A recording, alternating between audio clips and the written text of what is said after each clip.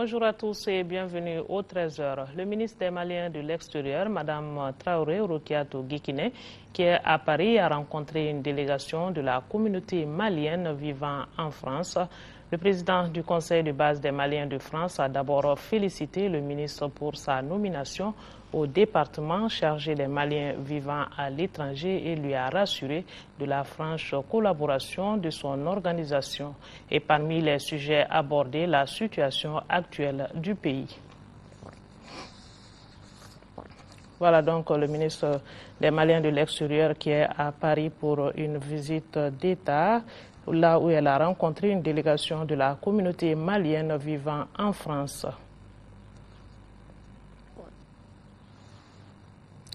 Pour réduire les accidents de la circulation, l'association malienne pour la promotion du Sahel Amapros a initié un projet dénommé PALIR, projet d'appui à la lutte contre l'insécurité routière. Le lancement des activités du dit projet s'est déroulé hier dans la salle de conférence de l'Académie d'enseignement de Ségou. Le point avec notre correspondant Honoré Tchino.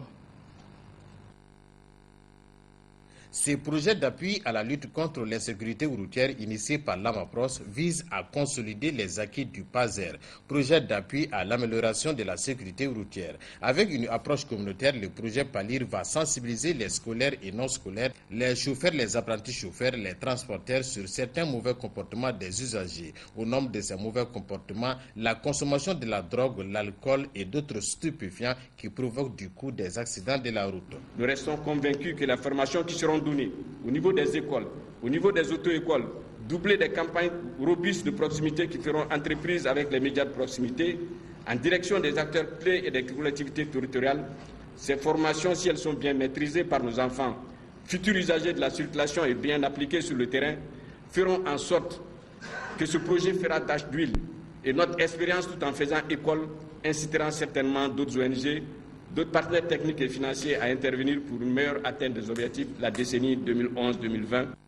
Ce projet qui va enseigner les règles élémentaires de sécurité permettra aux usagers d'adopter de nouveaux comportements face à la circulation routière, d'où l'implication des autorités politiques et administratives. Ce projet s'inscrit aussi en droite ligne de l'action du gouvernement pour l'amélioration de la sécurité des transports routiers et se situe dans le cadre de la décennie mondiale pour la sécurité routière dans laquelle s'est engagé notre pays. Financé par le gouvernement malien, l'Union européenne et l'AMAPROS, le projet PALIR va durer 24 mois et s'exercera sur la route nationale 6 et celle 33. Les ressortissants de Banamba à Bamako et en Angola apportent leur soutien aux victimes de l'inondation survenue le 14 mai dernier. Ils ont remis hier aux autorités du cercle la somme de plus de 6 millions de francs CFA, un geste salué par les responsables administratifs et politiques du cercle de Banamba. Et c'est ce que nous dit notre correspondant Sédou Traoré.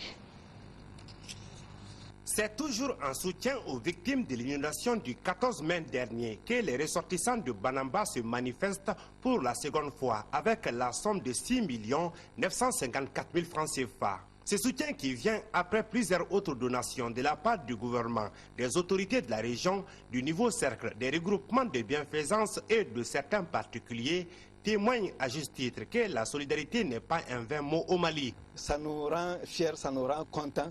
Et ça nous prouve que nos parents qui sont vraiment à Bamako songent à nous. Ceux qui sont en Angola, il y a une tranche quand même qui, ayant vu les images à la télé, ont envoyé un montant de 1 million. Toutes choses qui démontrent la foi qu'ils ont et l'amour qu'ils ont pour les parents qui sont restés sur place ici. La forte délégation des jeunes et vieux ressortissants de Banamba à Bamako a rencontré en deux temps. D'abord les notables de la ville pour exprimer la volonté des fils de Banamba et ensuite le préfet du cercle pour expliquer leurs attentes dans la marche vers un Banamba sécurisé. Pour une meilleure sécurisation de la ville de Banamba à moyen et long terme, l'AJDB demande au gouvernement du Mali et aux autorités locales de bien vouloir faciliter le recasement rapide des familles qui seront éventuellement touchées. Pour mémoire, l'inondation qui a touché plus de 476 ménages a été causée par une forte quantité de pluie, soit 78 à 115 mm par endroit en 2 heures. Au cours de la remise de la somme d'argent, les notables, les ressortissants et les autorités ont aussi échangé sur le recasement des populations riveraines de la Mare et la construction bientôt d'un pont reliant les quartiers Antigua à Niamakoro. En 5e région, le conseil commercial de Sokoura, dans le secteur de Bankas, était le week-end dernier face aux citoyens de la commune pour évaluer ensemble les actions entreprises en matière d'approvisionnement en eau potable, d'hygiène et d'assainissement. C'était à la faveur de la journée commerciale de l'eau qui vise à créer un espace d'échange entre les acteurs qui interviennent dans les domaines de l'approvisionnement en eau potable, l'hygiène et l'assainissement. Le point, c'est avec Yacouba Maïka. L'eau potable, l'hygiène et l'assainissement sont 3 éléments essentiels et indispensables à l'amélioration des conditions de vie d'une communauté. D'où l'engagement des autorités communales de Dialassagou d'instaurer depuis 3 ans un dialogue direct et franc entre le conseil communal et les citoyens autour de la problématique de la gestion de l'eau potable, de l'hygiène et de l'assainissement. Et le cadre trouvé pour ce dialogue est la journée communale de l'eau. La journée communale, c'est une journée d'échange, de partage entre les villages et les maires. Ça permet de présenter au maire son bilan. Ça permet également de créer une certaine confiance entre les collectivités et la communauté. Les mécanismes d'approvisionnement en eau potable mis en place par le conseil communal a abouti à des résultats encourageants avec la réalisation des points d'eau et le changement de comportement de la population dans la gestion rationnelle de l'eau et les infrastructures hydrauliques. Les bonnes pratiques d'hygiène et d'assainissement sont aussi respectées. En témoignent les prix décernés au village de Djalaï, Néné et Dialassagou pour la bonne gestion des points d'eau. Dans le cadre de l'hygiène de l'eau, des prix ont été décernés aux écoles de Dialassagou premier cycle, Néné et Yalema. Le conseil que je donne aux autres, surtout aux femmes ménagères, de veiller au moins sur la propriété de l'eau. Cette initiative de la commune de Dialassagou s'inscrit dans le cadre du projet intégré de gestion des ressources en eau dans les sous-bassins du Sourou, financé par Global Water Initiative GWI. Voilà la journée communale à Bankas dans la région de Mopti. Protocole d'accord entre l'université privée Ahmed Baba, CISA Sotuba ACI et le centre d'enseignement. Par cette collaboration, les deux structures ambitionnent d'apporter une assistance mutuelle dans le cadre de la formation des cadres de l'industrie minière. C'est pour une meilleure coordination des activités qui porteront sur cette coopération. Donc, l'université privée Ahmed Baba a créé une école des mines et de pétrole au sein de son établissement. C'est ce que nous dit Abdraman Maïga. Le développement de tout secteur d'activité dépend en grande partie de la qualité et du niveau de formation reçu par les acteurs du domaine. C'est fort de cette assertion que l'université privée Ahmed Baba et le Centre d'enseignement général du Québec se donnent la main pour la création au Mali d'une école des mines et du pétrole. Cet établissement aura pour mission d'assurer la formation des cadres de l'industrie minière destinés aux marchés sous-régionaux. La présente signature de convention s'articule autour de la consolidation des relations de coopération qui existent entre le Mali et le Canada. Résultat attendu. Partenariat entre l'université privée Ahmed Baba et le CEGEF de l'Abitibi-Téménescaming développé. Qualité de l'enseignement renforcée. Encadrement conjoint de la formation avec échange d'expériences assuré. Bibliothèque et parc informatique équipés. Rencontres culturelles effectuées.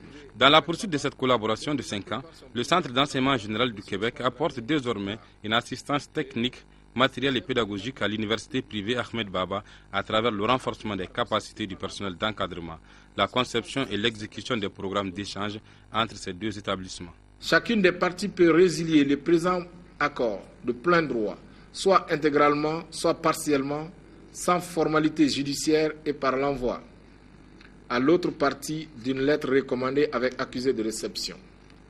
Cette décision nécessite un préavis de 6 mois.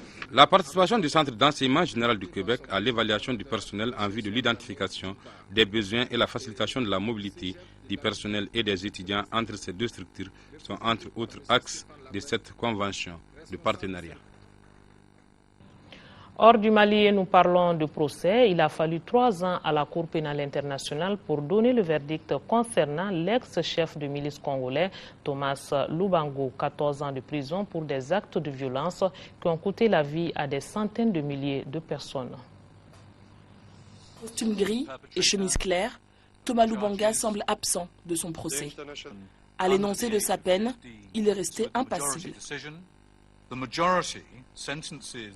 La majorité condamne M. Lubanga pour avoir commis, avec d'autres personnes, le crime d'utiliser des enfants de moins de 15 ans pour participer à des violences, à 14 ans d'emprisonnement.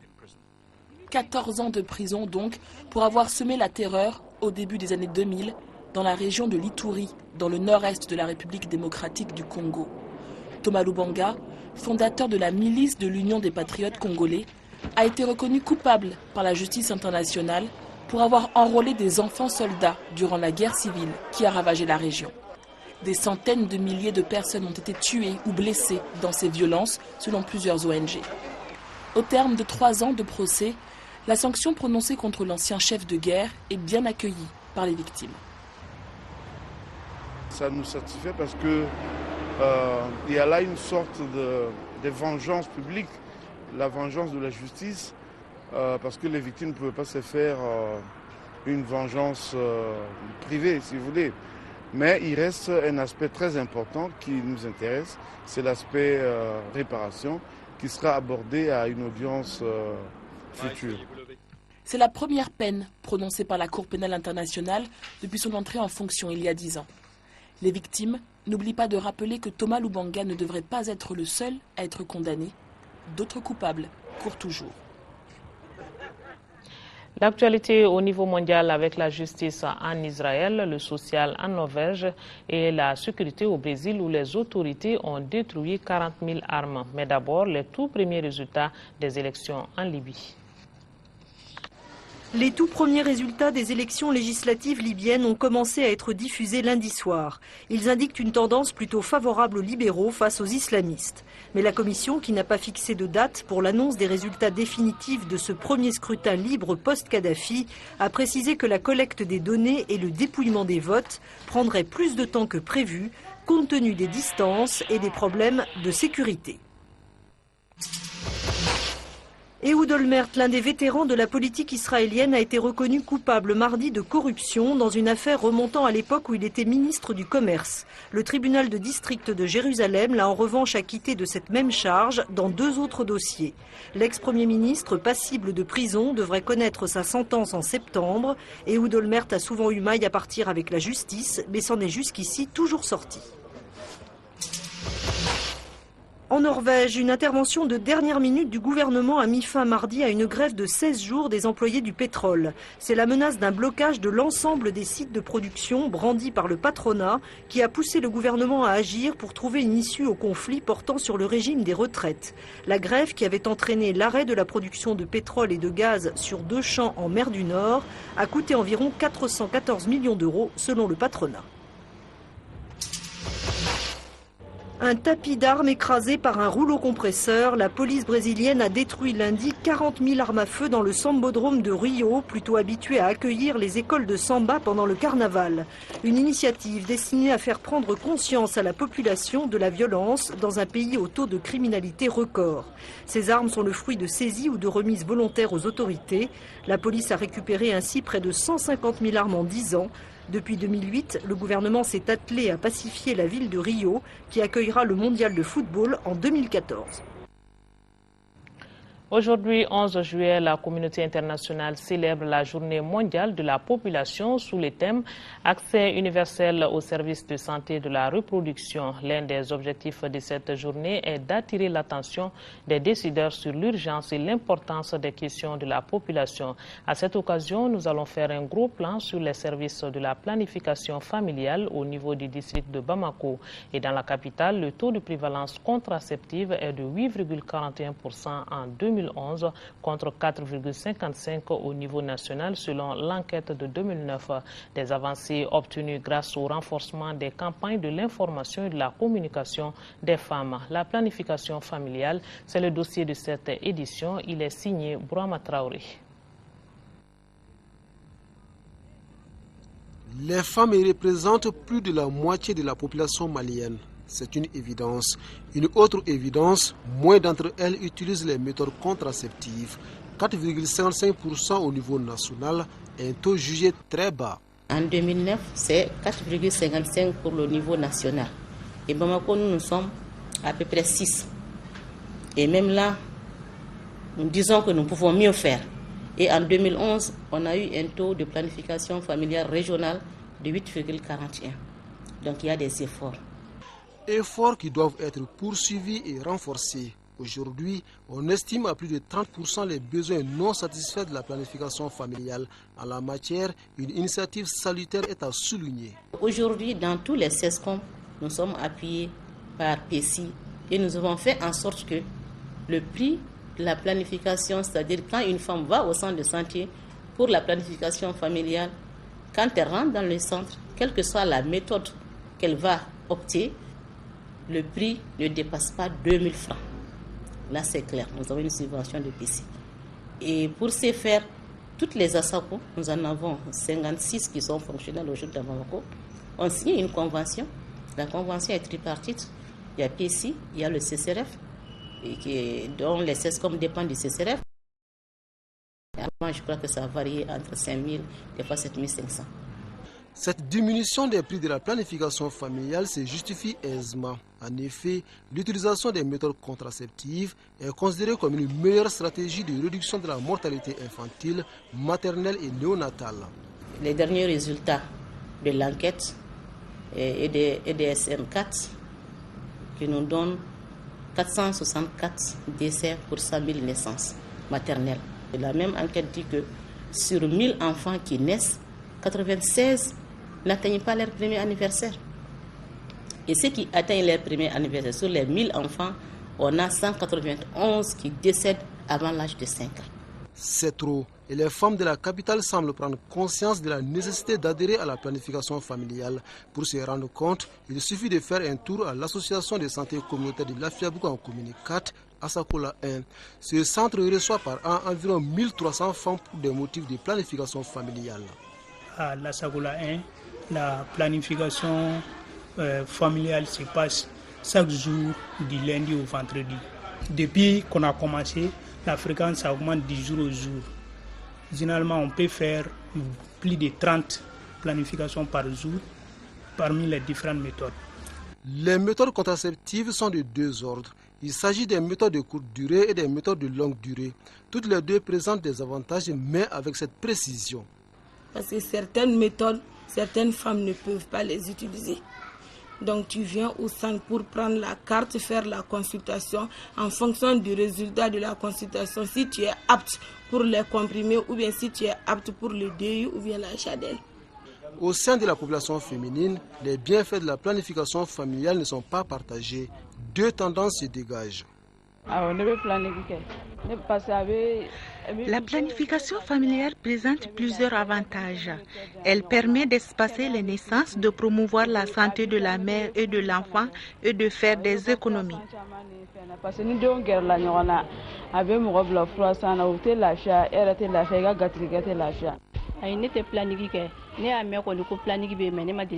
J'ai entendu parler de la planification familiale, mais je ne l'ai jamais pratiquée. Selon des informations, la planification familiale nuit à la santé de la femme, notamment la stérilité. C'est la raison pour laquelle je n'utilise pas les méthodes contraceptives. En choisissant l'accès universel aux services de santé de la reproduction comme thème de l'édition 2012 de la Journée mondiale de la population, la communauté internationale ne s'est pas trompée du sujet. Il s'agit d'attirer l'attention des décideurs sur cette question combien importante pour la mère et l'enfant. Et point final à cette édition à 18h et 20h. Aoué Touré sera là pour vous donner d'autres informations. On n'oublie pas nos compatriotes des régions du Nord vivant sous occupation. Nous sommes de cœur et d'action avec vous. Merci et bonne suite de programme sur l'ORTM.